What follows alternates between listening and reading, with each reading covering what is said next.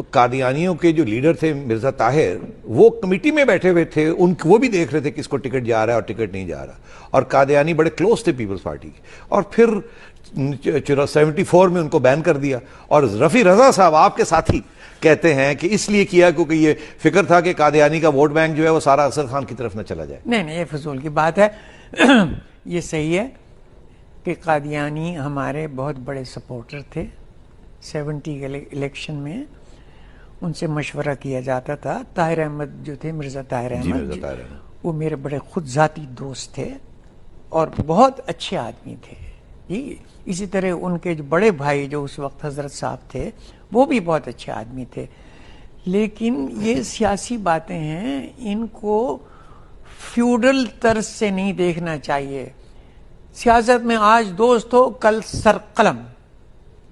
Feudal میں آج جسے یار کہہ دیا وہ یار ہی ہے، چاہے چور ہو، چاہے مخالف ہو، چاہے کچھ ہی ہو. نہیں صحیح کہہ رہے ہیں، مگر جب ہسٹری لکھی جاتی ہے اور اب جب پڑھی جاتی ہے تو اس میں یہی کہا جاتا ہے کہ یہ پہلا قدم تھا سو کالڈ اسلامائزیشن کا، جو کہ بالکل فراڈ طریقے سے پھر اس کے بعد ضیاء الحق صاحب نے کی. یہ پہلا جسے کہتے ہیں پتھر پھینکا گیا تھا اور وہ ہمارے گلے پڑا ہوا ہے آج تک.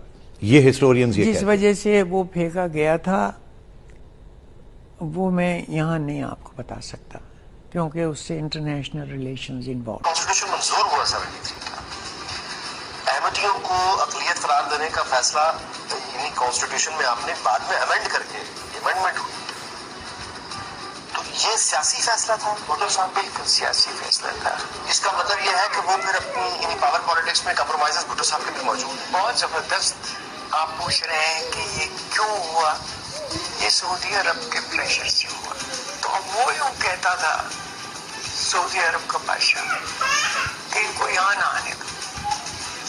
یہاں نہ آنے کا مطلب یہ ہے کہ ان کو مسلم نہ لکھو پاسپورٹ. اگر ان کو غیر مسلم لکھو گے تو پھر یہ نہیں آ سکیں گے حج کو.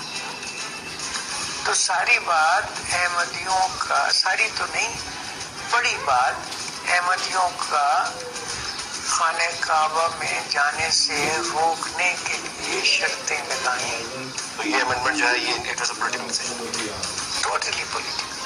مگر جب ہسٹری لکھی جاتی ہے اور اب جب پڑھی جاتی ہے تو اس میں یہی کہا جاتا ہے کہ یہ پہلا قدم تھا سو کالڈ اسلامائزیشن کا، جو کہ بالکل فراڈ طریقے سے پھر اس کے بعد ضیاء الحق صاحب نے کی. یہ پہلا جسے کہتے ہیں پتھر پھینکا گیا تھا اور وہ ہمارے گلے پڑا ہوا ہے آج تک. یہ ہسٹورینز یہ جس وجہ سے وہ پھینکا گیا تھا وہ میں یہاں نہیں آپ کو بتا سکتا، کیونکہ اس سے انٹرنیشنل ریلیشنز انوالو. اس سے زیادہ خوفناک سازش کیا ہو سکتی ہے کہ مکے اور مدینے کو عالم اسلام پر یہودیت نافذ کرنے کے لیے استعمال کیا جائے. آواز مکے اور مدینے سے پھوٹے گی، سارے مسلمان سمجھیں گے کہ یہ ہمارے آقا کی بستی کی آواز ہے، ہم اس کے غلام 100% سمعنا وأطعنا، ہم نے سنا اور ہم نے قبول کیا. یہی آواز ہوگی جن کو عشق ہے، اور یہ نہیں پتا ہوگا کہ یہ آواز چلی مکے اور مدینے سے نہیں ہے، بلکہ امریکہ سے ایک باز گشت ہے آواز کی، جس کا آغاز ہوا تھا اسرائیل میں. اب اسرائیل جو چاہے گا عالم اسلام سے منوانا، وہ امریکہ کی معرفت سعودی عرب کے رستے سے منواتا چلا جائے گا اور آپ کچھ نہیں کر سکیں گے. وہابیت کو اس کے ساتھ قابض کرنے کے لیے نہایت ہی خوفناک ایک سازش چلی ہوئی ہے جو کھل رہی ہے، اور اس سازش کو کامیاب بنانے کے لیے ساری توجہ جماعت احمدیہ کی طرف رکھی جا رہی ہے. کہتے ہیں یہ ایجنٹ ہیں، انا للہ، ہم ایجنٹ، اور امریکہ کا غلام ملک پاکستان بیچارہ وہ ایجنٹوں کو نیست و نابود کرنے کی کوشش کر رہا ہے. اور اتنے بڑے فیصلے جماعت احمدیہ کے جو خلاف ہوئے ہیں یہ امریکن بلیسنگ کے خلاف بغیر ہو سکتے تھے. امریکہ چاہتا تو مارشل لا کے بعد پھر ڈیموکریسی میں جا سکتے تھے. یہ فیصلے پہلے سے زیادہ سخت ہو کے داخل ہوئے، اور ہر دفعہ جب اسٹیٹ ڈپارٹمنٹ کو ہم نے کہا، احتجاج کیا، ہم نے کہا ہم جان رہے ہیں کہ تم لوگوں کی شرارت ہے یہ ساری.